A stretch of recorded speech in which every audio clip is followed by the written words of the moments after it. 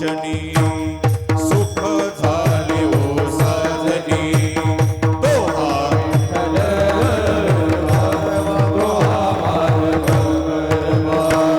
भक्त सुकृताची जोडी म्हणून विठ्ठली आवडी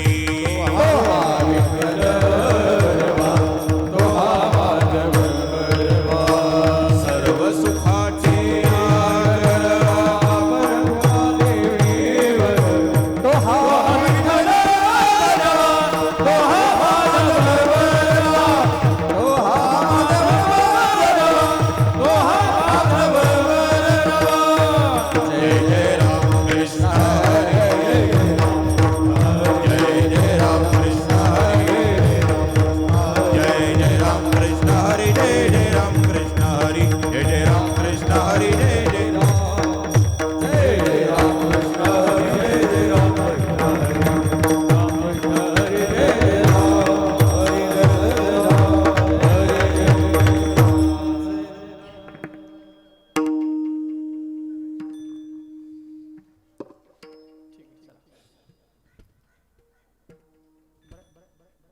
धर्माचे पालन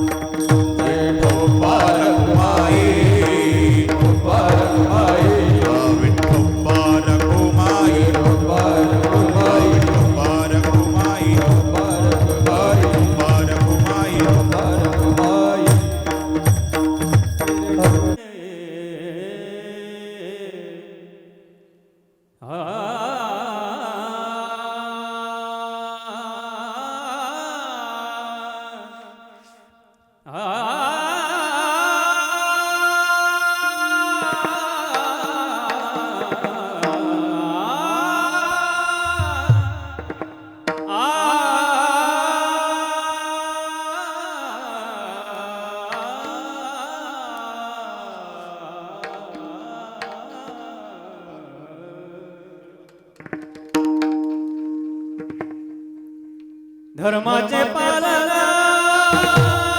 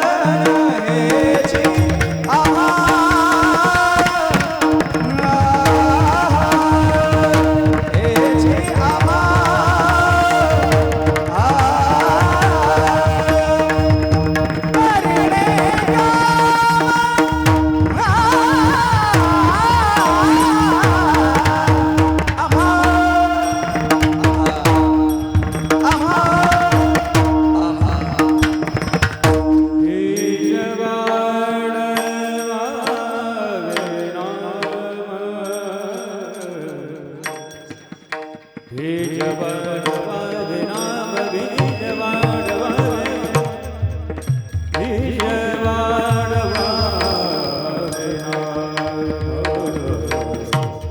बीज वाढवावे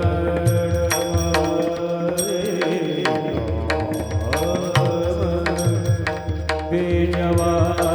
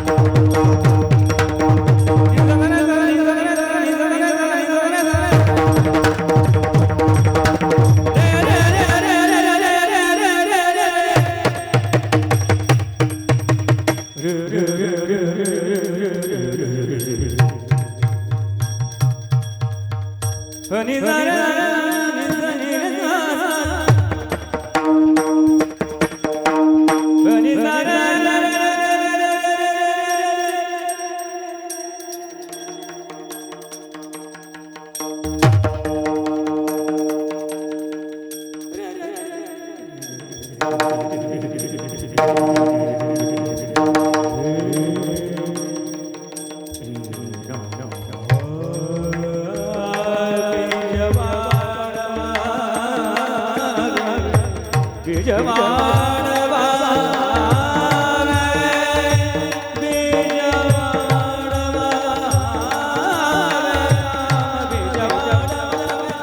बीज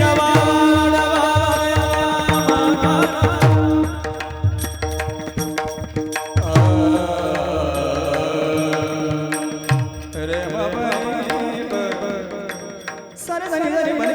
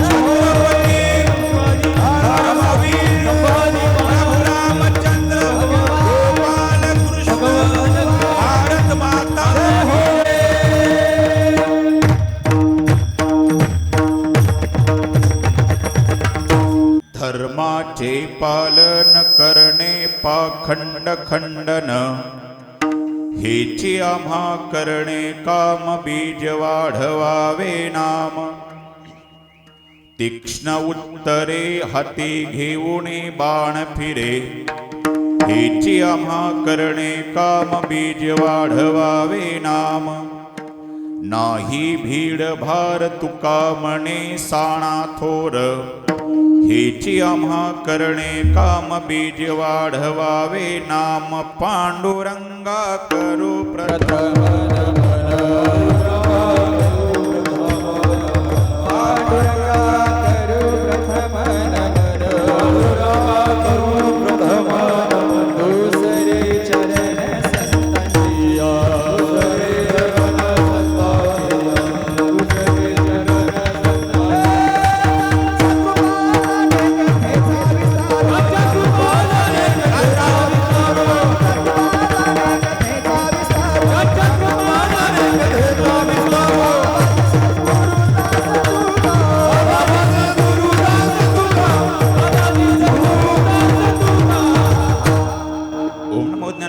करुणाकरा दयाळा तुमचा अनुग्रह ध्रुव पावन झालो चराचरी मी कळा कुसरी काहीच नेने बोलतो वट्टण्याती भाविका प्रथम नमनुकरनाथा उमा शंकराच्या सुता चरणावरी ठेवणी माता साष्टांगे आता दंडवत दुसरी बंधू सारजा चतुर्णाची आत्मजा वाक्सिद्धी पावे सहजा चरण वजा दंडवत आता वंदो देव ब्राह्मण ज्यांचे पुण्य पावन प्रसन्न होते श्रोतजन तया मादंडवत आता अनुरंग भूमिका कीर्तने उभी होते लोका टाळ मृदंग श्रोते देखा त्या मासे दंडवत ऐसन मन करोणी सकळा हरिकथा बोले बोपड्या बोला ज्ञानुण्या पुल्या बाळ चालवे सकळा नामान विठ्ठल विठ्ठल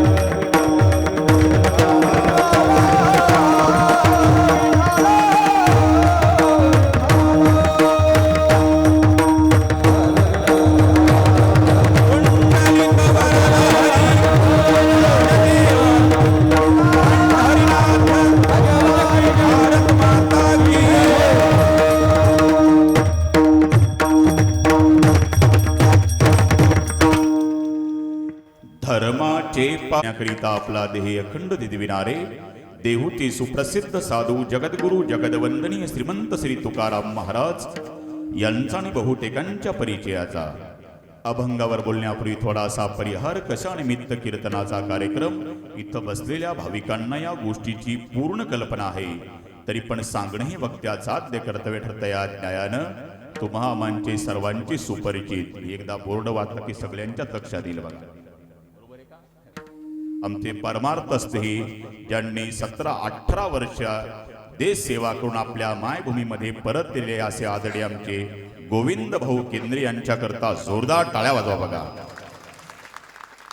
आमच्या देशभक्त गोविंद भाऊ केंद्रे यांच्या सेवानिवृत्ती सोहळ्यानिमित्त घडवून आलेला हा भव्य आणि दिव्य ऐश्वर्य संपन्न सोहळा भागवा भागवी नाही काट कसर नाही उत्कृष्ट असा गोड मंडप डेकोरेशन गोड साऊंड सिस्टीम तेवढ्या ताकदीची भजनी मंडळी तेवढ्या ताकदीची श्रोते मंडळी इथं पाऊल टाकल्यावर मला वाटत नाही मी दैठण्यामध्ये आलो पाऊल टाकल्याबरोबर असं वाटतं इथलं वातावरण बघून मी वाघा बॉर्डरला आलो. इतकं उत्कृष्ट नियोजन या केंद्रीय परिवाराने या गावकऱ्यांनी केलं. एखाद्या श्रीमंत बापानं आपल्या एकुलत्या एक लाडक्या लेकीचं लग्न जसं ऐश्वर्यात लावावं तेवढ्यात ऐश्वर्यात आमच्या गोविंद भाऊचा हा सेवानिवृत्ती सोहळा आपण सगळे साजरे करत आहात म्हणून समस्त गावकरी मंडळीला मी कोटी कोटी धन्यवाद देतोच. पण त्यांच्या निमंत्रणाचा मान राखून काही श्रोत्यांनी लांबून लांबून येऊन या कार्यक्रमाचं सौंदर्य वाढवलं म्हणून आलेल्या श्रोते मायबापालाही आमच्या देशभक्तांच्या तर्फे कोटी कोटी धन्यवाद देतो. विठ्ठल विठ्ठल.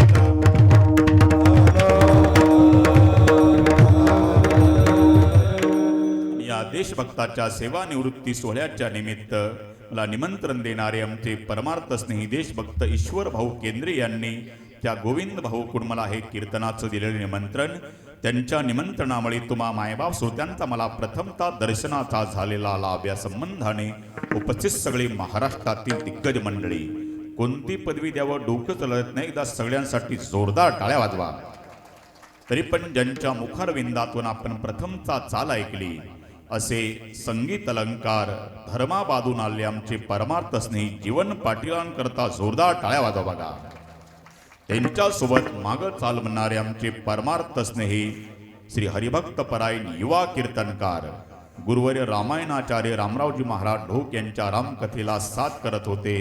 आमच्याही कथेला साथ केली आणि आता ते नांदेड जिल्ह्यातला असा एकही तालुकान गाव नाही आमच्या सुधीर महाराजांचं जिथं कीर्तन झालं नाही. ते संगीत अलंकार सुधीरजी महाराज पळशीकर पाटला करता टाळ्या वाजवा एकदा. इकडे थोर मृदंगाचार्य, इकडे ज्यांच्या मृदंगापुढे डीजे पेले असे माझे परम मित्र केदारजी महाराज सुगावे यांच्याकरता टाळ्या वाजवा. दुसरे मृदंगाचार्य आदरणीय काशीनाथ महाराजांकरता एकदा जोरदार टाळ्या वाजवा. इकडे आदरणीय त्यांचे पिताश्री बसले त्यांनाही नमस्कार करतो. इकडे दुसरे गायनाचार्य संगीत अलंकार माझ्यावर जीवापाड प्रेम करणारे आमचे आदरणीय विष्णू महाराज तांदळीकरांकरता जोरदार टाळ्या वाजवा. इकडे आदरणीय सोपान महाराज असतील, गावातले सगळी भजनी मंडळी, विनेकरी, भालदार, चोपदार, लांबून लांबून आलेले सगळे जाणते पारमार्थिक शूटिंग करणाऱ्या दादालाही नमस्कार. काय चॅनलचं नाव तुमच्या? UPN नांदेड का? SPN नांदेड तुम्हालाही नमस्कार करतो. आणखी काही ते आदरणीय माधव महाराज असतील त्यांनाही नमस्कार. दत्तात्रय महाराज त्यांनाही नमस्कार. आणखी काही नावं राहिल्यात ते सगळ्यांच्या चरणावर मी नतमस्तक होतो. माझ्यासोबत आलेले माझे परम मित्र आकाश भाऊ तारे तुम्हालाही नमस्कार. आणि जे नमस्कारातून राहिले असतील त्यांनाही मी नमस्कारच करतो. वैयक्तिक एकाला वंदन केल्यापेक्षा मस्तक हे पायावरी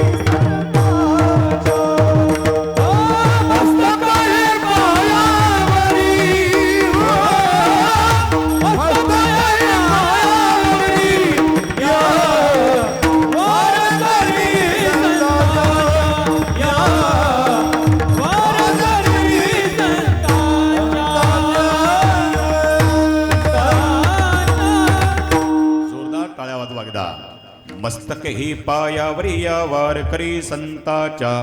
गाणारे गंधर्व आहेत तर वाजवणारे इंद्र आहेत. तुम्हीही जनकासारखे अष्टावक्रासारखे विद्वान श्रोते आहात. पण आता मीच शुकाचार्याने आता संध्याकाळच्या 5 वाजेपर्यंत भागवून घ्या. इतका उशीर नाही करणार मी, कारण की आणि माझा परिचय सांगायची गरज नाही. या गावात मी दुसऱ्यांदा आलो, कारण की त्यावेळेसच म्हणलो होतो मी की पुन्हा येईल. आता तिसऱ्यांदा आलो की मी डायरेक्ट थलपतीच होतो. मग बघा, तरी पण माझा मी परिचय सांगत असतो, कारण की आम्ही आहोत थोरात, पण आमचं होतं थोडा आप स्वरात. ही मंडळी आहे स्वरात, तुम्ही पडू नका घोरात. आपलं कीर्तन नाही कोणाच्या घरात का दारात, आपलं छत्रपती शिवरायांच्या दरबारात.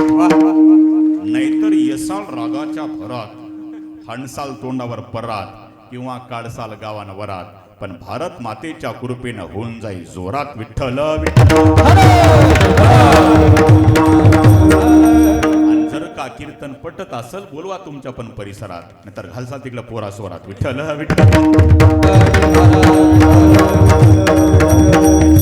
आमचे आदरणीय गोविंद भाऊ केंद्रे यांच्यामुळे ही तुमची माझी पहिलीच होत आहे भेट, आणि त्यात मी कीर्तनही करणार नाही लेट.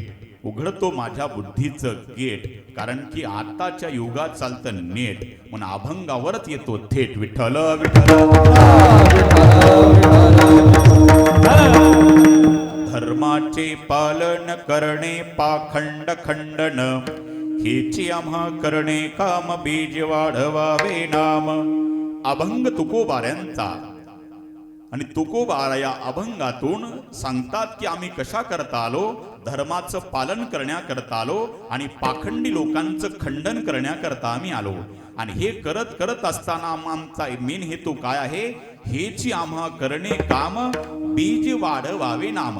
नामरूपी बीज वाढवण्याकरता आम्ही धर्माचं पालन करत करत आलो, पाखंडी लोकांचं खंडनही करत आलो. हेची आम्हा करणे काम बीज वाढवावे नाम. आणि याच्या करता तीक्ष्ण उत्तरे हाती घेऊनी बाण फिरे. तीक्ष्ण उत्तरे म्हणजे शब्दरूपी, म्हणून शब्द हा बहुसार उपकाराची राशी. आम्हा घरी धन शब्दाचीच रत्ने, या उक्तीप्रमाणे तो जगद्गुरु तुकोबा राय म्हणतात, तीक्ष्ण उत्तरे हाती घेऊनी बाण फिरे. वेळ प्रसंगी कुणी जर आडवं आलं तर आम्ही कोणाची भीड भार ठेवणार नाही भीड भार. आणि तुका म्हणे साना थोर. हा अभंगाचा सरळ सरळ भावार्थ. विठ्ठल विठ्ठल.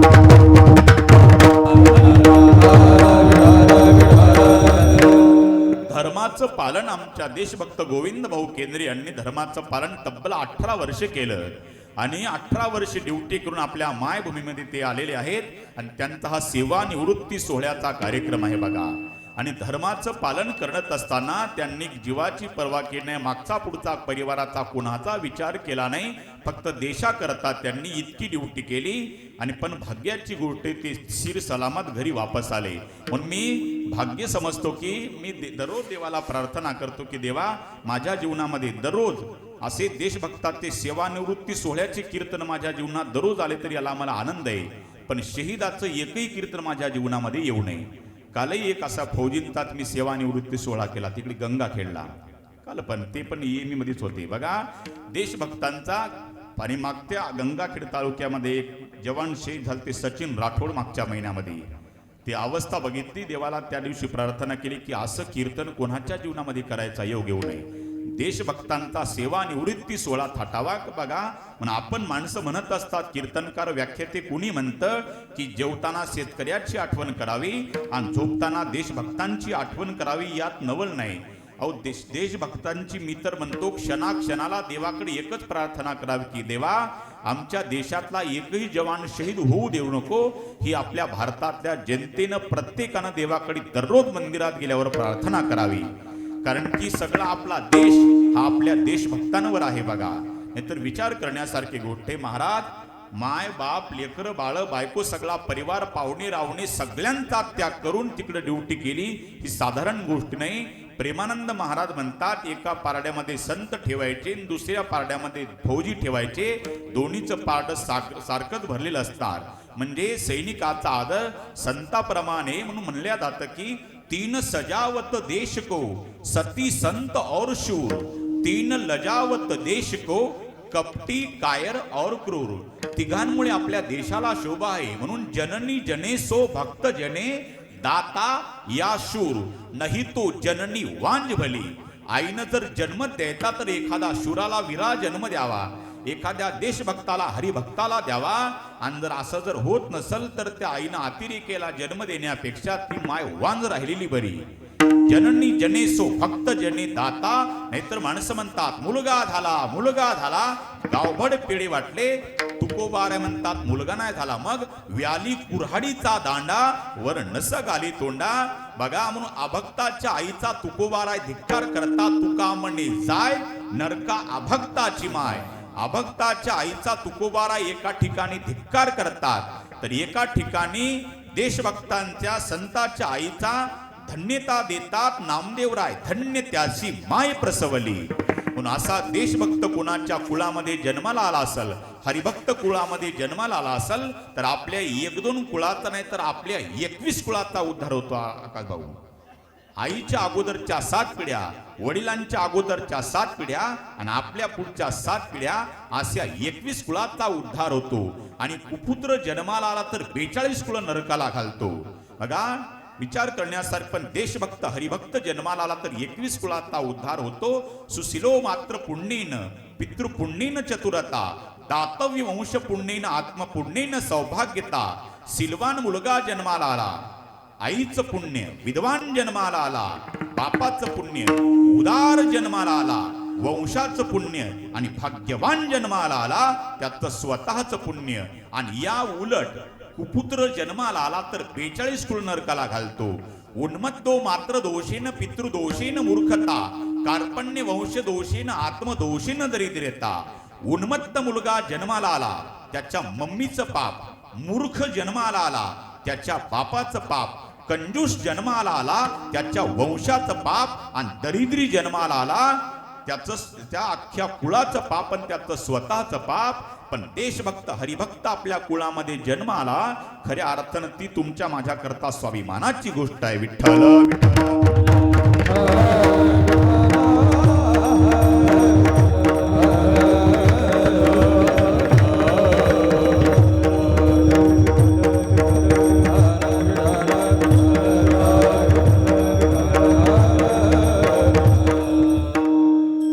देशभक्तीचा कार्यक्रम थाटा संपन्न होत आहे. आणि अभंग निवडला धर्माचे पालन, कारण की त्यांनी आपलं धर्माचं पालन केलं महाराज. आणि देशभक्त धर्माचं पालन करू शकतात. नाहीतर मी आजच ती स्टेटसला ठेवलं. बघा कालचीच बातमी एक ती न्यूजवर ऐकली मी की आता ते पेपर फुटी झाली ना नेटची, बरं का. त्यावर एक आता मी सकाळी बातमी वाचली, लगेच मी स्टेटसला शेअर केली की विचार करतात की आता या परीक्षा ज्या चालू आहेत त्या तिथं ही ड्युटी देशभक्तांची लावण्यात येईल का.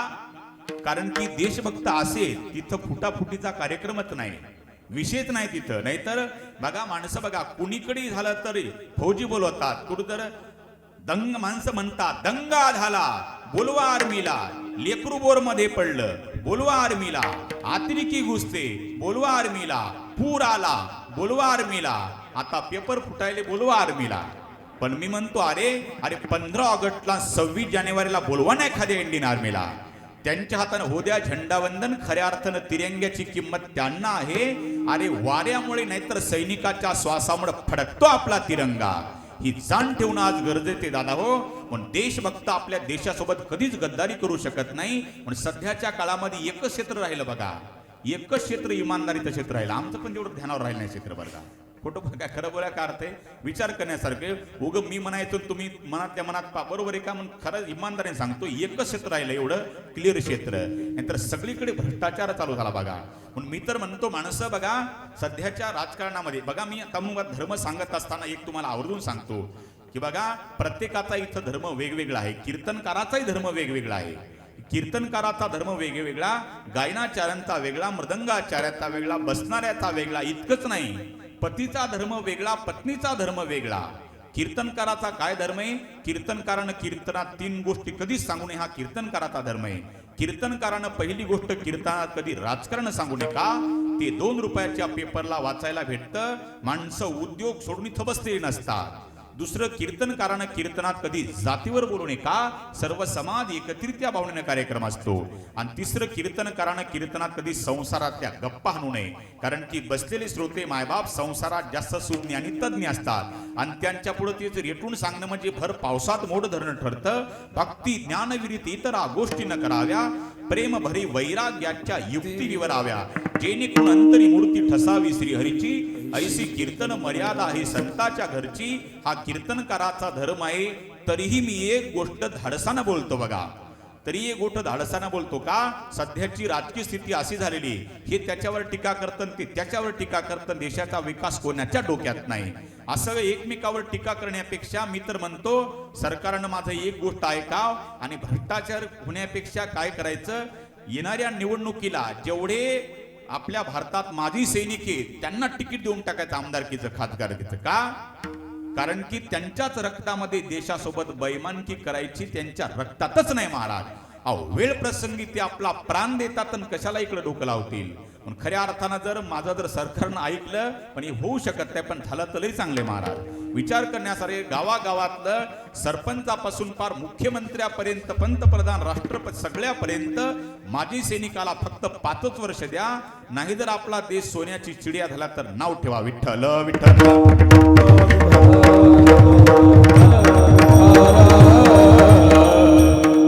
प्रत्येकाचा धर्म वेगळा महाराज. देशभक्तांचा धर्म वेळ प्रसंगी प्राण देतील, ऊन वारा पाऊस थंडी बर्फाचा न विचार करता आपली ड्युटी बजावतात. हा त्यांचा फौजीचा धर्म आहे. इतकंच नाही, आपला पत्नीचा धर्म पतीचा वेगळा धर्म आहे. पत्नीचा धर्म काय?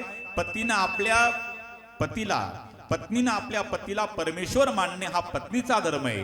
पण त्या परमेश्वराचाही धर्म आहे परमेश्वरासारखं राहणं, नाही का? जर पती जर लेझिम खेळून जाताय का काय करणार आहे बिचारी? पण बघा प्रत्येकाचा धर्म वेगळा महाराज. विचार करण्यासारखी गोष्ट. आणि या धर्माचं पालन करण्याकरता आपल्याला देवांनी अवतार दिला, आपल्याला जन्म दिला, आपल्याला हा मानव देह दिला. म्हणून मी नेहमी सांगत असतो, चष्म्या करता डोळे का डोळ्या करता चष्मा, टोपी करता डोकं का डोक्या करता टोपी, पाया करता जोडे का जोड्या करता पाय, माणसा करता सदरा का सदऱ्या करता माणूस, अज्ञान माणूसही डोळे झाकून सांगतो महाराज. चष्म्या करता डोळे नाही, डोळ्या करता चष्मा आहे. टोपी करता डोकं नाही, डोक्या करता टोपी आहे. जोड्या करता पाय नाही, पाया करता जोडे आहेत. सदऱ्या करता माणूस नाही, माणसा करता सदरा आहे. तसा देहा करता परमार्थ नाही तर परमार्था करता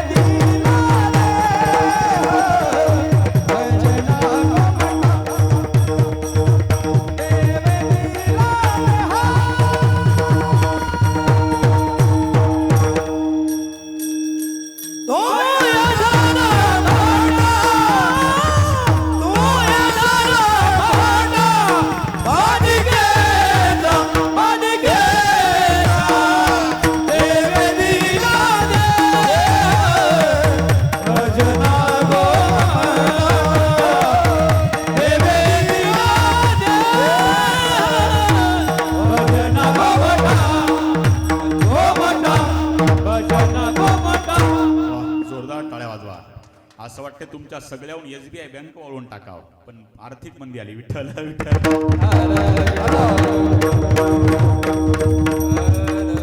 देवी दिला देह भजना गोमटा, पण तो या झाला फाटा. बाधिकेचा आपल्याला अहो देवाने निर्देह कशा करता दिला? देवाचं भजन करण्याकरता दिला. आणखी तोच आपला खरा धर्म आहे. बघा अहो ज्ञानोबा सगळे संत सांगतात खरा धर्म कोणता आहे? निज धर्म हा चोखडा आणि नाम उच्चारू घडघडा. क्षणाक्षणाला नामस्मरण करावं हा आपला मानवी धर्म आहे. निज धर्म, निज म्हणजे मूळ. निज धर्म हा चोखडा आणि नाम उच्चारू घडघडा. क्षणाक्षणाला देवाचं नामस्मरण करावं हे हा सगळ्यात मोठा धर्म आहे. बघा तो धर्म आपण बजावला पाहिजे. देवाचं नामस्मरण केलं पाहिजे. तुकोबाराय म्हणतास माझा इतकाच वेळ वाया गेला, सिंक जांभई खोकला आणि इतुका वेळ वाया गेला. सिंक जांभई आणि खोकला एवढ्याच प्रसंगाला माझा वेळ वाया गेला. म्हणजे आपण नाही का शिंकत आची करतो का नाही आणि आ करतो, बरोबर आहे का? आणि खोकलताना म्हणजे एवढाच वेळ माझा वाया गेला. पण माणसं तुकाराम महाराजच्या पुढचे माणसं शिंकताना पण देवाचं नाव घेतात. अच्छीराम म्हणतात का नाही? फक्त तेवढ्या पुरतच म्हणतात, बरोबर आहे का? एरवी नाव घेत नाहीत. म्हणजे तुकाराम महाराजच्या विरोधी कार्यक्रम आहे. तुकाराम महाराज म्हणतात मी 3 वेळेला नामस्मरणाकडून घडल्या जात नाही, पण माणसं तेवढ्या पुरतच नामस्मरण करतात, शिंके पुरतं. बाकीचं रामकृष्ण हरी नाही, कुछ नाही. विठ्ठल विठ्ठल.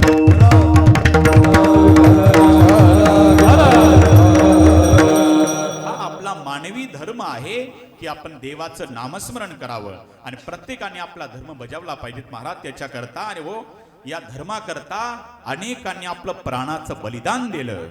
बघा ज्या छत्रपती शिवरायांचा आपला हा इथं पुतळा आरूढ आहे बघा.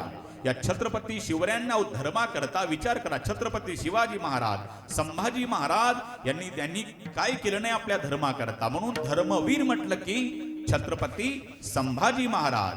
अहो धर्माकरता त्यांनी विचार करा. त्यांची जीभ कापल्या गेली, डोळे काढले, नख कापले, सगळ्या शरीराचा एक एक अवयव वेगळा केला, पण त्यांनी आपला धर्म सोडला नाही. म्हणून त्यांना धर्मवीर छत्रपती संभाजी महाराज म्हणतात. या फुकट पदव्या कोणाच्या मागे लागत नाही, त्याच्याकरता झिजावं लागतं. छत्रपती शिवरायांकरता अनेक मावळ्यांनी आपला धर्म बजावला, वेळ प्रसंग त्यांनी प्राण दिला. पण ज्यावेळी छत्रपती शिवाजी राजांचा राज्याभिषेक सोहळा पार थाटात ऐश्वर्या संपन्न होत होता, शिवाजीराजे सिंहासनाकडे पाऊल टाकतात. पण सिंहासनाकडे जात असताना छत्रपती शिवाजी राजांना त्या सिंहासनाकरता गमावलेला एक न एक हिरा आठवत होता. शिवाजीराजे सिंहासनाकडे जायचे, पाऊल टाकला, पुढे आवाज आला, म्हणजे भास होत होता. जिवंत कोणी नव्हतं, फक्त आठवणी होत्या. ब्राह्मणांच्या मंत्रघोषामध्ये शिवाजीराजांचा राज्याभिषेक सोहळा थाटात संपन्न होत होता. शिवाजीराजे सिंहासनाकडे एक एक पाऊल टाकतात, पण एक एक मावळा आठवत होता. पाऊल टाकल्याबरोबर आवाज आला, काळजी नसावी राजे, आधी लग्न कोंडाण्याचं, मग माझ्या रायबाचं. कोण आठवलं? तान्हाजी मालुसरे आठवले. आज अरे गड आला पण सिंह गेला, आज माझा तान्हाजी मालुसरे पायदीत होता. तान्हाजी मालुसरेंच्या आठवणीनं माझ्या शिवाजी राजाच्या डोळ्याला धारा लागल्या, आज माझा तान्हाजी पायदीत होता. पुढं पाऊल टाकला शिवाजी राजांनी, आवाज आला, काळजी नसावी राजे, या देहामध्ये रक्ताचा शेवटचा थेंब असेपर्यंत हा बाजी खिंड सोडणार नाही. कोण आठवलं? बाजी प्रभू देशपांडे आठवले. पुढं पाऊल टाकला शिवाजी राजांनी. जिवंत कोणी नव्हतं, फक्त आठवणी होत्या. आवाज आला, काळजी नसावी राजे, तुमच्या केसाला धक्का तर माझ्या जीवाला धक्का. कोण आठवलं? शिवा काशीद आठवला, शिवा नावी आठवला. छत्रपती शिवाजी राजासारखा तो मावळा हुबेहूब दिसायचा. आणि शिवाजी राजाच्या जाग्यावर तो जगण्याकरता नाही तर तो मरण्याकरता जात होता. आणि छत्रपती शिवाजी राजांनी आपल्या स्वतःच्या हातानं शिवा काशीदाला, शिवा नाव्याला सजवलं. आणि शिवा नाव्याकडे बघितलं रूप शिवाजी राजांनी. छत्रपती शिवाजी राजे चकित झाले, बाप रे, मी छत्रपती आहे का हा छत्रपती आहे? पण शिवाजी राजांनी शिवा नाव्याचं रूप बघितलं आणि शिवाजी राजाच्या डोळ्याला धारा लागल्या. अरे हा माझ्याकरता जरी जात असला, माझ्यासारखा प्रति शिवाजी दिसत असला, पण हा माझ्याकरता जगण्याकरता नाही तर माझ्याकरता मरण्याकरता जात आहे. शिवाजी राजाच्या डोळ्याला धारा लागल्या. पण शिवा नाव्याचा चेहरा एकदम प्रसन्न होता. आणि शिवा नाव्याचा चेहरा प्रसन्न बघून शिवाजी राजे रडायला लागले. शिवा नाव्याला प्रश्न विचारला शिवाजी राजेने, अरे शिवा, अरे तुझ्याकरता मी रडत आहे आणि तुझा चेहरा इतका प्रसन्न, याचं कारण काय आहे? त्यावेळी शिवा नाव्यानं फार गोड उत्तर दिलं. शिवा नाव्यानं सांगितलं, राजे, माझा चेहरा याच्याकरता प्रसन्न आहे. अहो मी आतापर्यंत राजे असं ऐकलंय, माणसं मेल्यावर माणसं माणसाकरता रडतात, असं मी ऐकलंय राजे. पण मी जिवंत असताना या महाराष्ट्राचा छत्रपती माझ्याकरता रडतो. आणखी काय कमवायचंय राजे मी? याच्याकरता मी प्रसन्न आहे. शिवाजी राजांना शिवा नाव्याला कवटाळून घेतलं आणि आपल्या डोळ्याच्या अश्रूने त्याचा अभिषेक केला. अरे तुमच्यासारखा एक एक इमानदार मावळा होता म्हणून मी छत्रपती झालो. पुढं पाऊल टाकला. कोणीच जिवंत नव्हतं, फक्त आठवणीत होत्या. पण एक मावळा जिवंत दिसला. सिंहासनाच्या डाव्या कोपऱ्यामध्ये मदारी मेहताराकडे बघितलं आणि शिवाजी राजांनी मदारी मेहताराला बोलवलं, मदारी, अरे हे सिंहासन माझं एकट्याचं नाही, याच्याकरता माझे अनेक हिरे गमावल्या गेले. माझा तानाजी मालुसरे गेला, माझा बाजी प्रभू प्रेके गेला, शिवा काशीद गेला, तू एकटा जिवंत आहे बाबा. बोल बोल मदारी मेहतर, तुला मी काय देऊ? मी तुझ्यावर प्रसन्न आहे. मदारी मेहतरानं सांगितलं, राजे तुम्ही प्रसन्नच आहात ना, फक्त मला एकच द्या. अरे मदारी, तू जर म्हणशील ना हे सिंहासन तुला मी आजच प्रदान करतो. राजे, तेवढी लायकी नाही या मदारी मेहतराची. मग काय पाहिजे? मदारी मेहतर जवळ आला. राजे, तुम्ही प्रसन्नत आहात ना? फक्त मला एकच द्या. काय? तुम्ही दररोज या सिंहासनावर बसायच्या अगोदर माझ्या फाटक्या उपरण्यानं तुमचं सिंहासन पुसण्याची संधी द्या राजे. आणखी मला काही पाहिजेत नाही. शिवाजी राजाने त्याच्याकडे बघितलं आणि कवटाळून धरलं आणि आपल्या डोळ्याच्या अश्रूंना अभिषेक केला. राजा हो, अरे तुमच्यासारखा एक एक इमानदार मावळा होता म्हणून मी छत्रपती झालो. पण दादा हो, किंचित विकू द्या. म्हणून म्हणावं लागतं बघा, एकच राजा इथे जन्मला, एकच राजा इथे जन्मला, शिवनेरी किल्ल्यावर. एकच राजा इथे जन्मला, शिवनेरी किल्ल्यावर. छत्रपती शिवाजी महाराज की, भारत माता की. राजाचं नाव गाजले, राजाचं नाव गाजले गडकिल्ल्यावर. राजाचं नाव गाजले गडकिल्ल्याच्या दगडावर. माझ्या राजाचं नाव गाजले गडकिल्ल्याच्या दगडावर. मनातून भगवान दिसल्यावर, भगवान दिसल्यावर, भगवान दिसल्यावर. धर्म मानला जगला माणुसकीवर. जगला माणुसकीवर, जगला माणुसकीवर. पुन्हा जन्म घ्या, आशीच्या शिवभक्तांच्या हृदयावर. पुन्हा जन्म घ्या, आशीच्या शिवभक्तांच्या हृदयावर. छत्रपती शिवाजी महाराज की, भारत माता की. माझ्या राजाचं नाव गाजले गडकिल्ल्याच्या दगडावर. माझ्या राजाचं नाव गाजले गडकिल्ल्याच्या दगडावर. माझ्या राजाचं नाव गाजले गडकिल्ल्याच्या दगडावर. शिवाजी, जय शिवाजी, जय भवानी, जय भवानी. पटपट दाबली गळा, नमाज केलाय गोळा.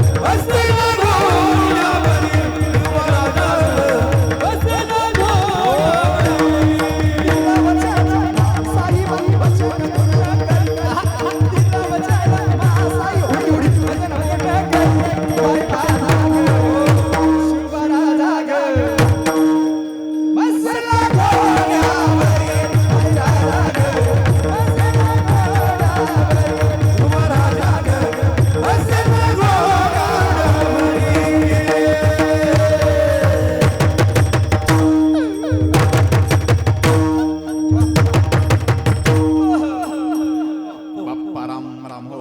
विठ्ठल विठ्ठल.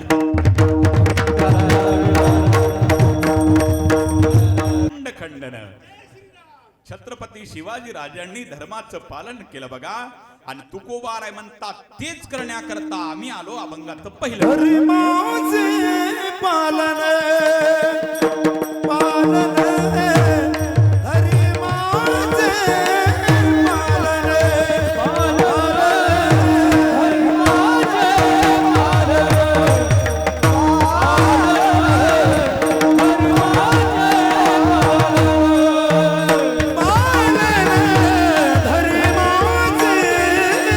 पालन,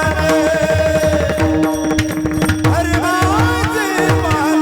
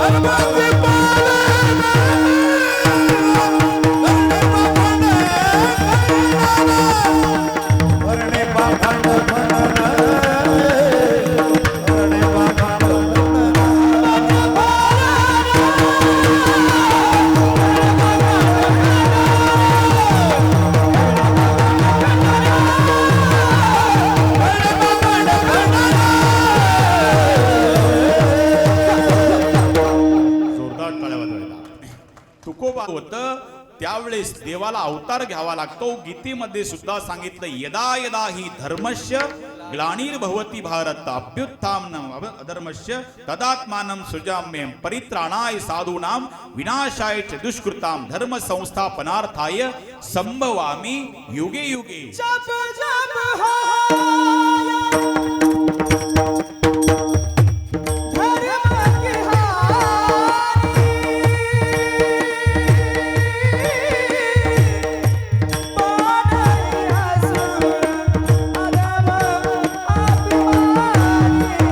राम सिया राम जय जय राम. राम सिया राम श्री राम जय जय राम. श्री राम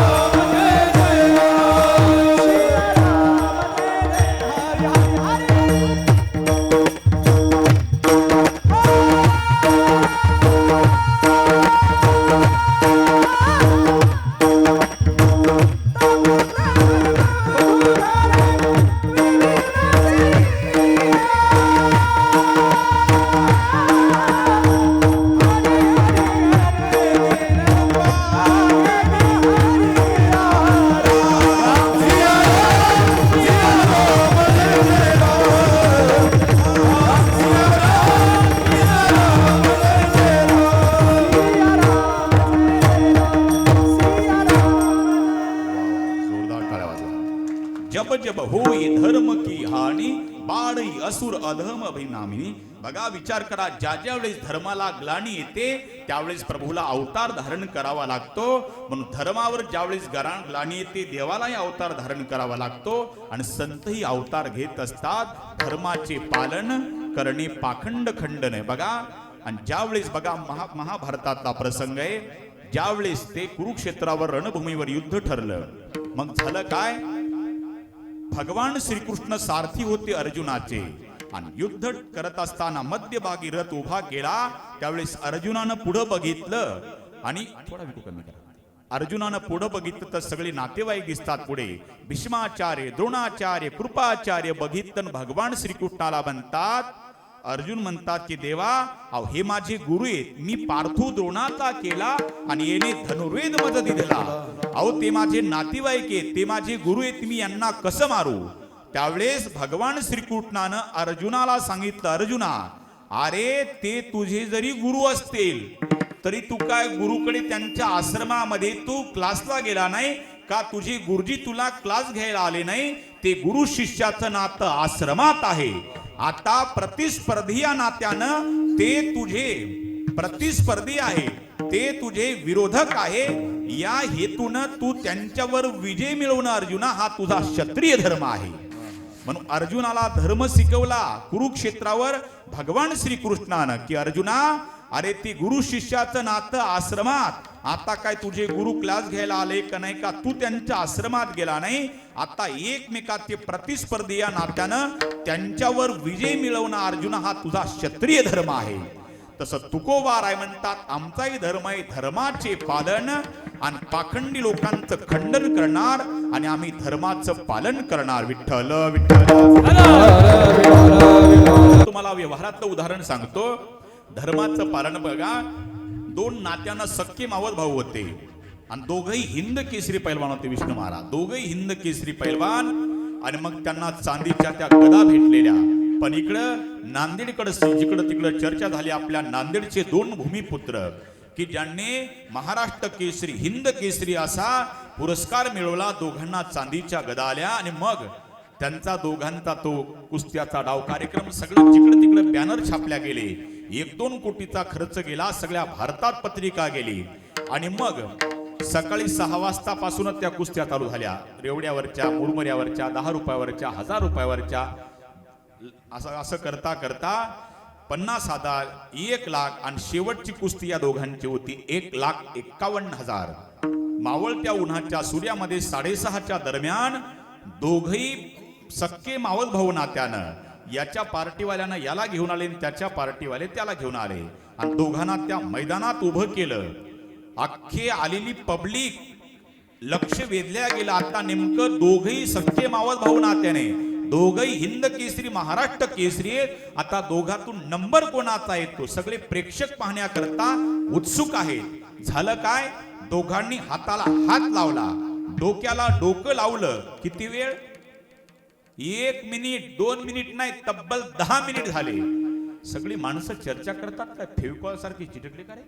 मग चर्चा चालली, अरे एवढ्या लांबून एवढे 2 कोटीचा खर्च झाला, 1 मिनिटाचा कार्यक्रम आहे कुस्तीचा, यांनी 10 मिनिटं काय, नेमकं काय, नेमका भविष्य बघतात का काय. मग झालं काय, त्यातला एक हुशार आला आणि त्या दोघाजवळ आला. का रे, हे तुम्ही 10 मिनिटं लावता, तुम्हाला गदेचा पुरस्कार भेटला, हिंद केसरी महाराष्ट्र केसरी सगळ्या भारतभर पत्रिका गेल्या, आणि हे काय नेमकं लोक उत्सुक आहे जेवण्याकरता. आता नंबर कोणाचा येतो, तुम्ही 10 मिनिटं झाले तरी हाताला हात आणि डोक्याला डोकं फेविकॉल सारखं चिटकलं का. त्यावेळेस एक त्याला म्हणलं, तुम्ही म्हणसाल महाराज तुम्हाला कसं माहित, मी तिथेच बसलो होतो, सगळ्या भानगडी मला माहिती आहेत. त्यातलं एक म्हणलं, तसं नाही हो, हा माझा नात्यानं मावळ भाऊ आहे, मी जर याला पाळलं तर घरी गेल्यावर मावशी काय म्हणाल. अच्छा, आणि तुझं काय म्हणणं आहे. माझं पण तेच म्हणणं आहे, मी जर याला पाळलं तर घरी गेल्यावर मावशी काय म्हणा. अच्छा, तुम्हाला मावळ भावाचं नातं आता आठवलं का. अरे एवढे 2 कोटी खर्च केला, भारतभर तुमचे बॅनर गेले, एवढी पब्लिक तुमची कुस्ती पाहण्याकरता उत्सुक झाली, आणि तुम्ही मावळ भावाचं नातं आता आठवलं का. ते मावळ भावाचं नातं घरी, हा तुझ्या घरी काय आंबेरस खायला आला नाही का, तू त्याच्या घरी धोंडे जेवायला गेला नाही. ते मावळ भावाचं नातं आपापल्या घरी. आता तुम्ही दोघं एकमेकांच्या प्रतिस्पर्धी या नात्यानं एकमेकाला आसमान दाखवणं हा तुमचा पहिलवानाचा धर्म आहे. तसं अर्जुनाला सांगितलं, अर्जुना तुझे काय गुरु क्लास घ्यायला आले नाही का, तू त्यांच्याकडे विद्या ग्रहण करायला गेला नाही. ते गुरु शिष्याचा नाता आश्रमात, आता एकमेकाचे प्रतिस्पर्धी या नात्यानं त्यांच्यावर विजय मिळवणं अर्जुना हा तुझा क्षत्रिय धर्म आहे. पण धर्माचे पालन करणे पाखंड खंडन. विठ्ठल विठ्ठल. तुम्हाला सगळे धर्म सांगितले, आता सैनिकाचा धर्म सांगतो बघा. ज्याच्याकरता कीर्तन, त्या सैनिकाचा विचार करा. वेळ प्रसंगी अनेक जवानांनी आपल्या प्राणाचं बलिदान दिलं, पण विचार करा ते माग हटले नाही. फौजी काय साधं समजू नका महाराज, नाहीतर विचार करण्यासारखी गोष्ट आहे. अरे त्या देशभक्ताच्या आईचं काहीतरी, असं कोणीही देशभक्त होऊ शकत नाही. जेव्हा एखाद्या आईचं हृदय फुलाचं आणि मनामध्ये देशभक्तीची आवड, तेव्हाच एखादा फौजी जन्माला येतो. पण त्या फौजीची मैत्री करायला वेळ लागेल, पण कळेल ना तेव्हा वेळच लागेल. आपल्या गावात किती फौजी आहेत, किती आहेत, जोरदार टाळ्या वाजवा त्यांच्या आईवडला करता सगळ्यांच्या. बघा खऱ्या अर्थानं स्वाभिमानाची गोष्ट आहे दादा हो. हा देशभक्त तिकडे कार्य करत आहेत म्हणून आपण इथे सुखी आहोत. म्हणून मी नेहमी सांगत असतो, एखाद्या वेळेला तुम्ही देवाच्या मंदिरासमोरून जाताना देवाच्या पाया पडला नाही तरी चालल, पण एखादा जर भारतीय सैनिक येत असेल ना, त्याला सल्यूट मारल्याशिवाय राहू नका, हीच खरी देशभक्ती ठरल. कारण की या जगामध्ये फक्त 2 नोकऱ्या श्रेष्ठ आहेत, जय जवान जय किसान. लाल बहादूर शास्त्री यांनी दिलेला हा नारा आहे की बघा, म्हणून जेवताना शेतकऱ्याची आठवण करावी, ज्यांच्यामुळे आपण 2 टाइमचं जेवण करतो, आणि झोपताना त्या शेतकऱ्याचे लेकर सीमित रक्षण करतात, ज्यांच्यामुळे आपण रात्रभर सुखात झोपतो. कारण की जंगल में तो बहुत पेड़ है, जंगल में तो बहुत पेड़ है लेकिन चंदन जैसा नहीं. अरे दुनिया में तो नौकरी बहुत ही यार, लेकिन फौजी जैसी नहीं. देशासाठी लढतो हा माझा जवान, शेतात पिकवितो धान्य किसान. जगी आहे देश महान, माझा हिंदुस्थान. जगी आहे देश महान, माझा हिंदुस्थान. जगी आहे देश महान,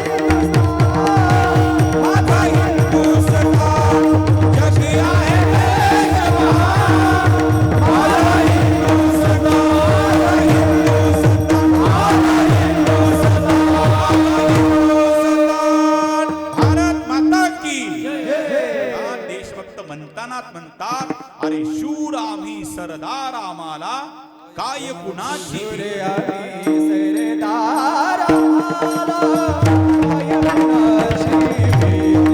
माधव. शूर आम्ही सरदार आम्हाला काय कुणाची भीती. शूर आम्ही सरदार काय कुणाची भीती. शूर आम्ही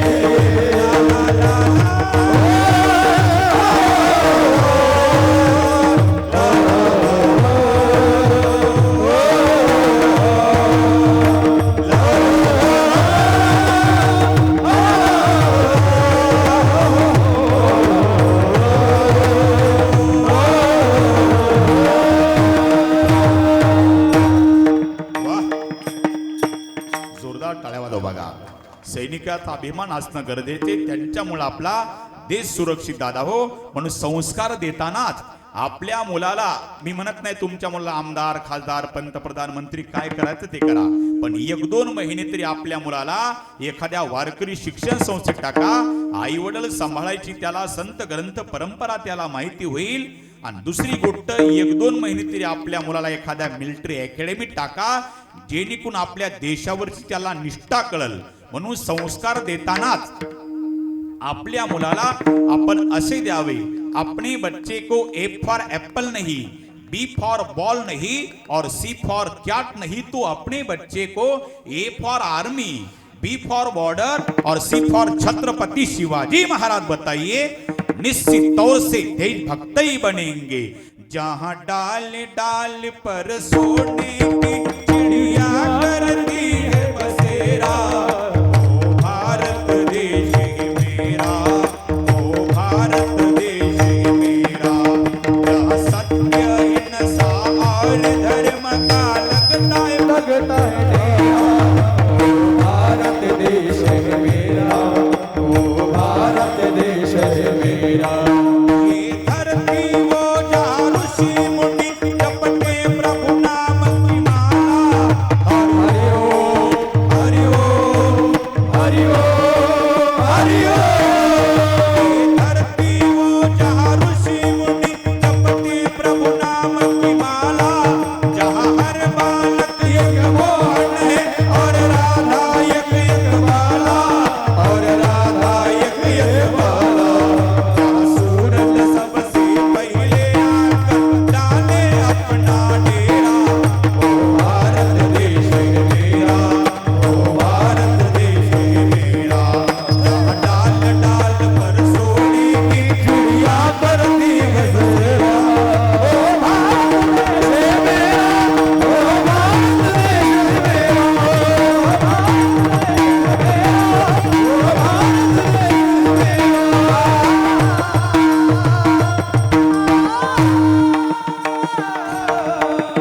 म्हणून मरावं देशाकरता, धर्माकरता, आपल्या राष्ट्राकरता. तेव्हा आताचे मुलं मुली करता मरतात, मुली मुलांकरता मरतात. अरे मरावं देशाकरता, धर्माकरता, आपल्या राष्ट्राकरता. क्यों मरते हो बेवफा सनम के लिए, दो गज जमीन तक नहीं मिलेंगी तुम्हारे दफन के लिए.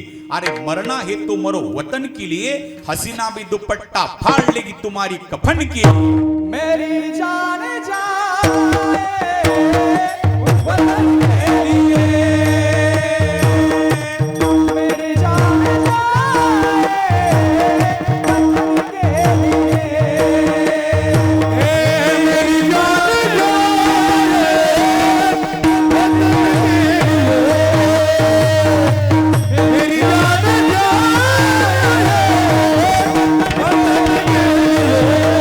जाए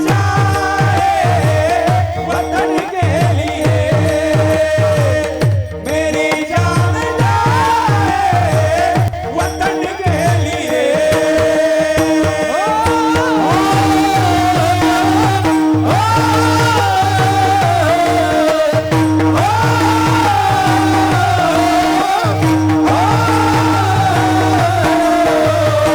मेरी जान जाए वतन के लिए, मेरी जान जाए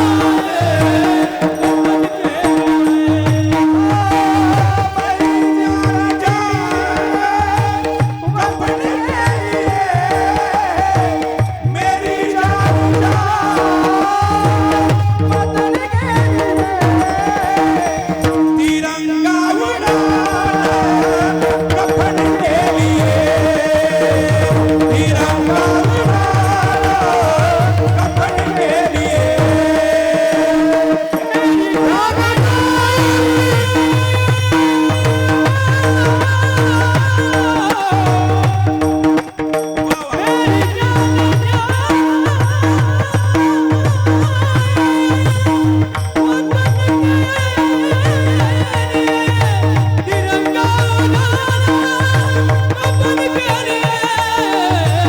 मेरी जान तिरंगा कफन के लिए, मेरी जान जोरदार टाळ्या वाजवा. बघा, अरे फौजी म्हणत असतात, अरे फौजी जिंदगी ही मेरी, फौजी जिंदगी ही मेरी, अंत इसी में होगा. चिता बारूद की जलेगी, कफन तिरंगे का होगा. असे देशभक्त शपथ घेत असतात आणि त्यांचा स्वाभिमान असला पाहिजे. महाराज या देशाकरता अनेकांनी बलिदान दिलं. आता फक्त तुम्हाला एक दृष्टांत सांगतो, माझं कीर्तन संपवतो. तारीख होती 23 मार्च 1930 सालची घटना. लाहोरच्या सेंट्रल जेलमध्ये भगतसिंग, राजगुरू आणि सुखदेव या 3 क्रांतिकारांना ज्यावेळेस फासावर जायची वेळ आली, थोडा विकू कमी करा, आणि मग झालं काय, चरणसिंह नावाचा वॉर्डन पळत आला आणि त्यानं आल्याच्या नंतर त्यानं त्या कैद्यांना सूचना दिली, इथे बसलेल्या कैद्यांनो सगळ्यांनी आपापल्या कोठडीत जा.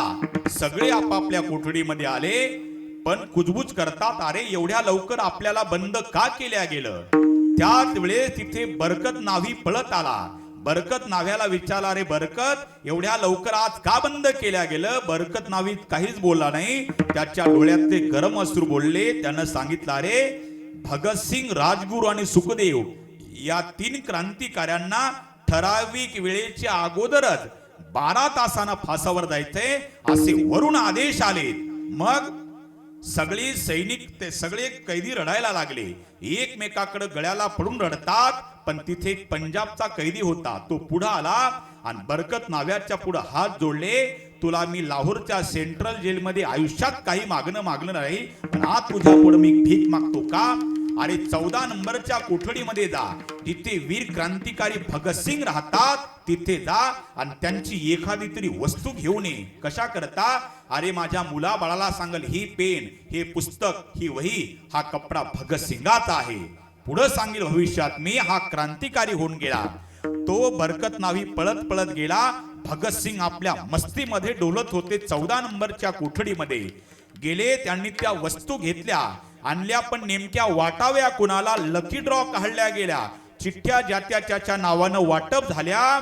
मग झालं काय, सगळे कैदी आपापल्या ठिकाणी गेले, पण भगतसिंग यांची नेहमीची आवडती वकील प्राणनाथजी मेहता 14 नंबरच्या कोठडीमध्ये गेले आणि तिथं गेल्याच्या नंतर भगतसिंगाला म्हणतात, भगतसिंग तुम्हाला काही माहिती आहे का. काय, अहो ठराविक वेळेच्या अगोदरच तुम्हाला 12 तासानं फासावर जायचंय असे वरून आदेश आले. त्यावेळेस भगतसिंग म्हणतात, अरे वीरो को एक दिन मरना ही पडता है. थोडं बोल नका मागची, तुमच्या पाया पडतो 2 मिनिटं, शांत राहा जराशी. वीरो को एक दिन मरना ही पडता है, त्यात काय नवले. मग भगतसिंग म्हणतात, प्राणनाथजी तुम्ही मला दररोज नवीन नवीन पुस्तक वाचायला आणत होते, ते पुस्तक आणलं का नाही. प्राणनाथ मेहतानं डोक्याला हात लावला, बाप रे काय म्हणाव या क्रांतिकाराला, ज्याचं मरण काही सेकंदावर, मिनिटावर, घंट्यावर आलं, तो क्रांतिकारी म्हणतो काही पुस्तक वाचायला दररोज आणत होते, ते आणलं का नाही. डोक्याला हात लावला आणि रडतच प्राणनाथ मेहता नावाच्या आवडत्या वकिलानं पुस्तक हातात टेकवलं भगतसिंगाच्या. एका क्षणाचाही विलंब न करता त्या क्रांतिकारी भगतसिंगांनी पुस्तक वाचायला चालू केलं. इकडे भगतसिंग पुस्तक वाचतात आणि इकडे तो प्राणनाथ मेहता नावाचा वकील डोळ्याला धारा लागल्या. काय म्हणाव या क्रांतिकार्याला, शेवटच्या श्वासापर्यंत पुस्तक हातातलं टाकलं नाही.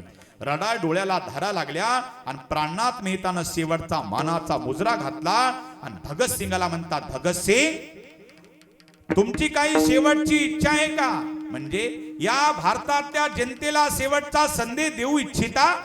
त्यावेळी भगतसिंगांना सांगितलं, या भारतातल्या जनतेला फक्त एकच संदेश द्या, काय, साम्राज्यवाद मुर्दाबाद, इन्कलाब जिंदाबाद, हा माझा नारा भारतातल्या घराघरापर्यंत पोहोचला पाहिजे.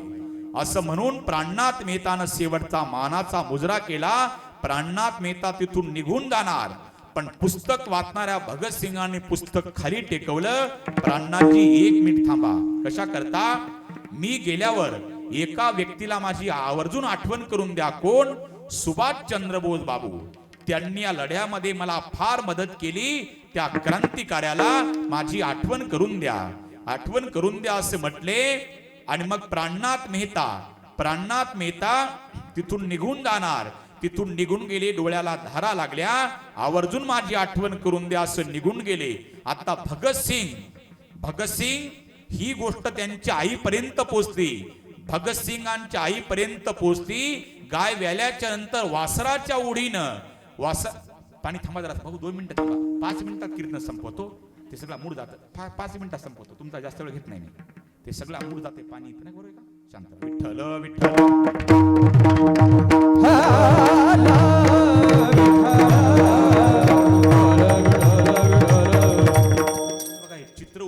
करता वाणीने मी चित्र उभं करतो, बरोबर आहे का? नाहीतर काही काही कथाकारामध्ये कथेमध्ये ते सोंग आणतात, मी कधी सोंग आणत नाही. वाणीनं माणसानं उभं करावं चित्र. तुमच्या डोळ्यासमोर भगतसिंग आले होते, आता आल्यावर ते का नाही फक्त 2च मिनिटं आहे का, जास्त तुमचा वेळ घेणार नाही मी. विठ्ठल विठ्ठल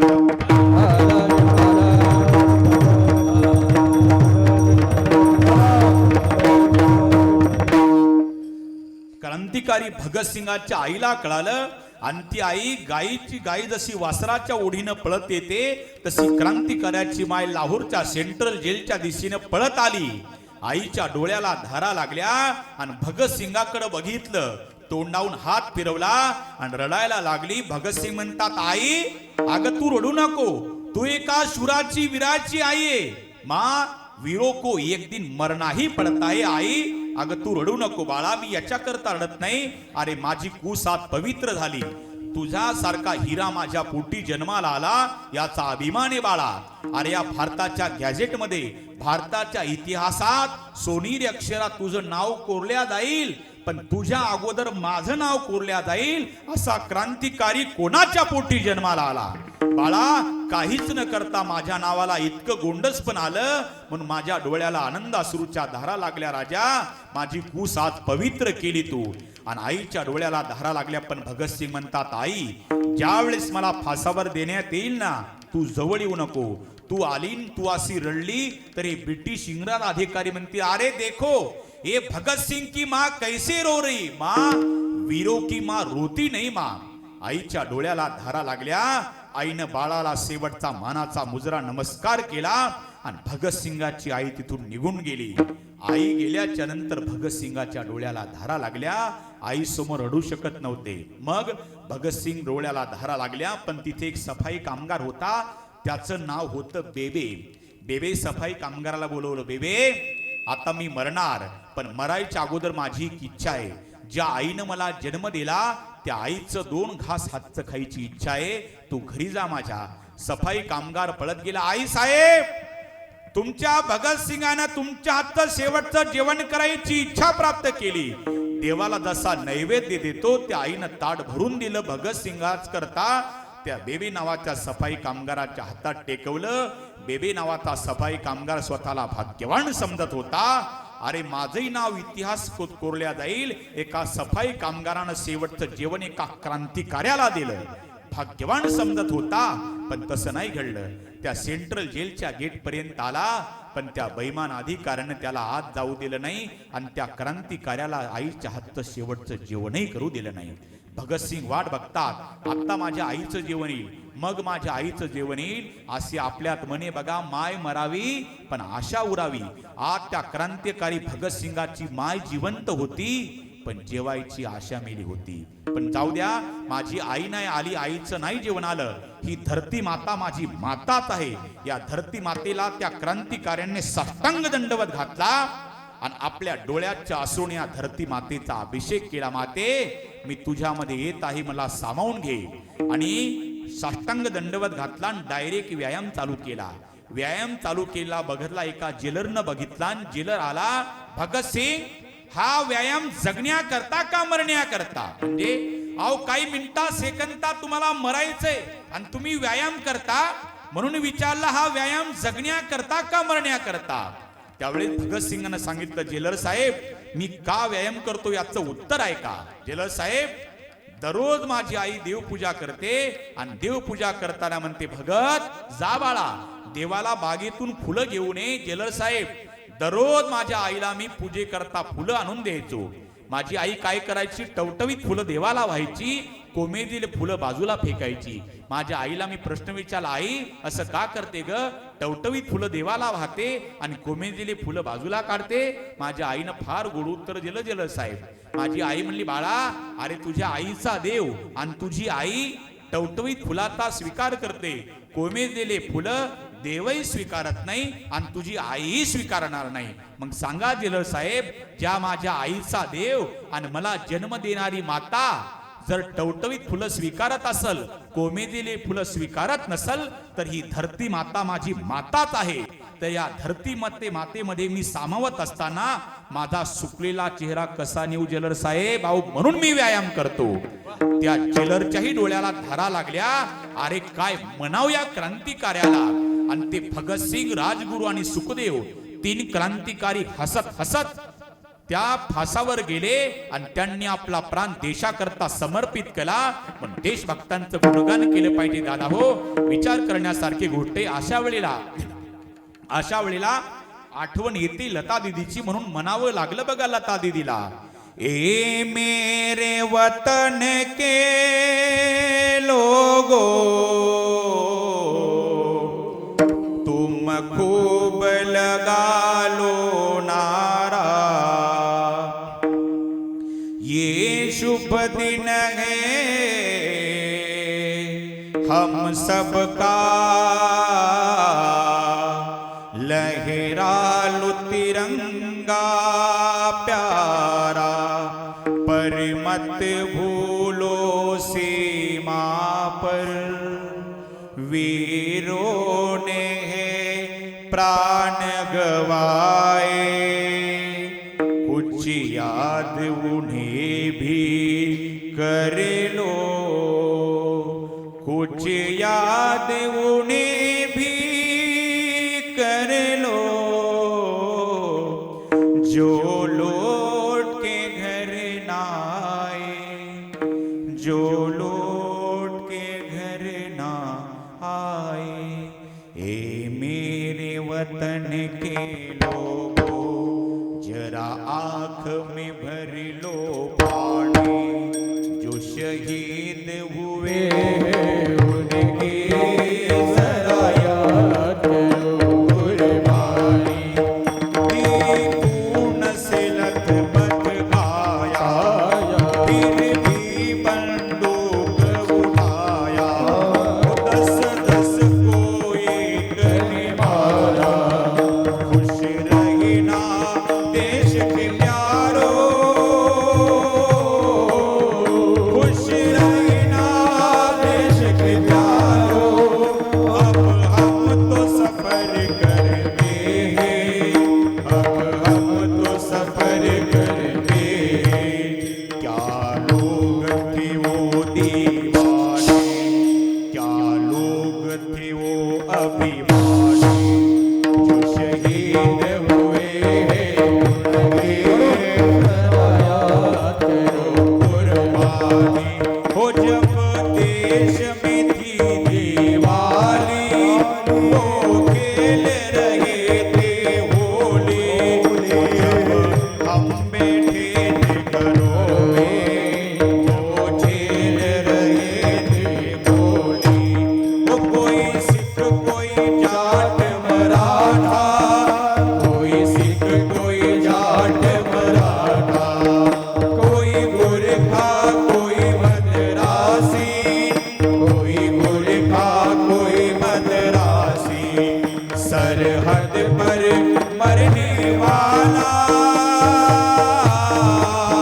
सरहद पर मरने वाला, हर वीर था भारतवासी. जो खून गिरा पर्वत पर, वो खून था हिंदुस्तानी. जो शहीद हुए उनकी जरा याद करो कुर्बानी. ये मेरे वतन के लोगों जरा आँख में भर लो पानी, जो शहीद हुए उनकी जरा याद करो कुर्बानी. जय हिंद जय हिंद जय हिंद नंगी सेना, जय हिंद जय हिंद जय हिंद जय हिंद. बघा माझं कीर्तन संपलं आता. फक्त 1 मिनिट घेतो, ज्या देशभक्तांचा करतो ते विनीकरी बाबाच्या गळ्यातला हार आणा इकडे. बरं या पुढे. मराठा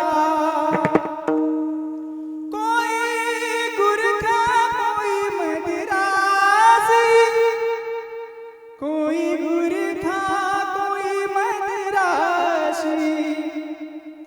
सरहद पर मरने वाला,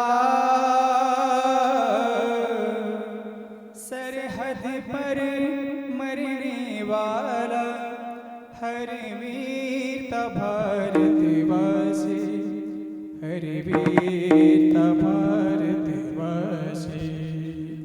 जो खीन गिरा पर्वत पर वो खून था हिंदुस्तानी, जो शहीद हुए उनकी जरा याद करो कुर्बानी। ऐ मेरे वतन के लोगों, जरा आंखों में भर लो पानी। जो शहीद हुए उनकी जरा याद करो कुर्बानी। न कोई संदेश जाने वो न सादे तुम चले कोई संदेश जाने वो कौन सा देश जहाँ तुम चले गए, जहाँ तुम चले गए। इस दिल को लगा के ठेस, जाने वो कौन सा देश जहाँ तुम चले गए। हर चीज पे अश्कों से लिखा ही तुम्हारा नाम। ये रास्ते गए गलियां तुम कर ना सके सलाम। है दिल में रह गई बात, है दिल में रह गई बात। जल्दी से छुड़ा कर हाथ, कहा तुम चले गए। चिट्ठी न कोई संदेश जाने वो कौन सा देश जहाँ तुम चले गए, जहाँ तुम चले। जोरदार टाळवा दो बघा. देशाकरता स्वाभिमान बाळगा, कारण की एक लक्षात ठेवा, ये भारत कोई भूमि का टुकड़ा नहीं है, ये जीता जागता राष्ट्र पुरुष है. ये वंदन की धरती है, ये अभिनंदन की धरती है, ये अर्पण की भूमि है, ये तर्पण की भूमि है. यहाँ की नदी नदी हमारे लिए गंगा है, यहाँ का कंकर कंकर हमारे लिए शंकर है. हम जिएंगे तो इस भारत के लिए और मरेंगे तो इस भारत के लिए, और मरने के बाद भी गंगा जल में हमारी बहती हुई अस्थियों को कोई कान लगाकर सुनेगा तो एक ही आवाज आएगी, भारत माता की. या जगामध्ये फक्त मी दोनच पांडुरंग मानतो बघा, एक विटेवरचा आणि दुसरा सीमेवरचा. फरक काय आहे? विटेवरचा पांडुरंग परमात्मा आलेल्या भक्ताचे संकट निवारतो, पण आमचा सीमेवरचा जवान आलेले संकट स्वतःवर घेतो. पण त्यांचे आपण उपकार मानले पाहिजे दादा हो. असा देशभक्त आमच्या गोविंद भाऊ करता एकदा जोरदार टाळ्या वाजवा. आणि इथं जेवढे बसले सगळ्यांना एक प्रार्थना करतो बघा, तुम्ही जेवढ्या जोरात टाळ्या वाजवल्या तेवढे एक आता तुम्ही एक धर्माचं पालन करा. काय की तुमच्या जीवनामध्ये आता इथं कोण अधिकारी आहेत, कोणत्या वर्गात ते कोणीच मला माहिती नाही. फक्त एक हात जोडून विनंती करतो, तुमच्याही जीवनामध्ये एखादा जर तुमच्या जीवनामध्ये एखादा फौजी आला, त्याचा गाव नाव जातपात काहीच माहिती नाही, पण कळाला हा फौजी आहे आणि तो जर तुमच्या कामाला काहीकडे कोणत्या तरी कामानिमित्त आला तर त्याचं काम तुम्ही एकाच मिनिटात करा, तर माझं आजचं कीर्तन मी सफल झालं समजाल बघा. नाहीतर बघा सैनिकाला सुट्ट्या कमी असतात आणि ऑफिसवाले त्यांना चक्रा मारायला लावतात. ही मोठी शोकांतिका आहे. इथं कोणी बसते असतील तर त्यांना हात जोडून विनंती करतो, तुम्ही किती जरी मोठे अधिकारी असाल, तुम्ही डॉक्टर इंजिनियर मोठे मोठे कोणी अधिकारी असाल, तर सैनिकाचं काम कधीच रखडू नका. पांडुरंगाचा आशीर्वाद तुमच्या कायम तुमच्या साथ राहील. कारण की यांच्या इतकं यांची सेवा केल्यावर, देशभक्तांची सेवा केल्यावर पांडुरंग आपल्यावर कृपा करतो. असो, जे काही चुकीचं असेल ते माझ्या बुद्धीचे दोष, योग्य ज्ञानोबारायांचा प्रसाद. गोड असं नियोजन या परिवारानं केलं, गावकऱ्यांनी केलं, म्हणून समस्त गावकऱ्यांना मी कोटी कोटी धन्यवाद देतो. उपस्थित सगळे महाराष्ट्रातील दिग्गज मंडळी, आदरणीय इकडे जीवन पाटील महाराज असतील, सुधीर महाराज असतील, दत्तात्रय महाराज, इकडे माझे परममित्र विष्णू महाराज, आमचे केदार महाराज, माधव महाराज, काशीनाथ महाराज. सोपान मेरी औकात नहीं है, कृपा है ज्ञानेश्वर महाराज की, वर में मुझ में ऐसी कोई बात नहीं. विठ्ठो बारमाई ज्ञानेश्वर माऊली नाही भिडवा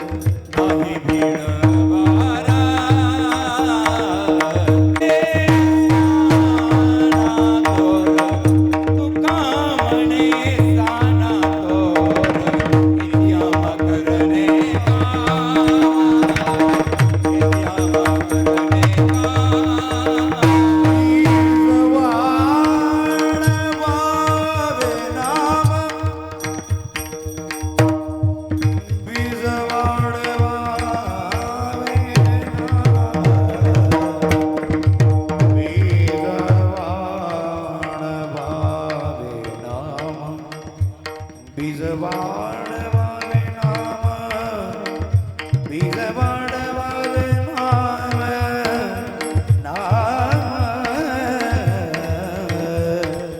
बीज वाढवावे नाम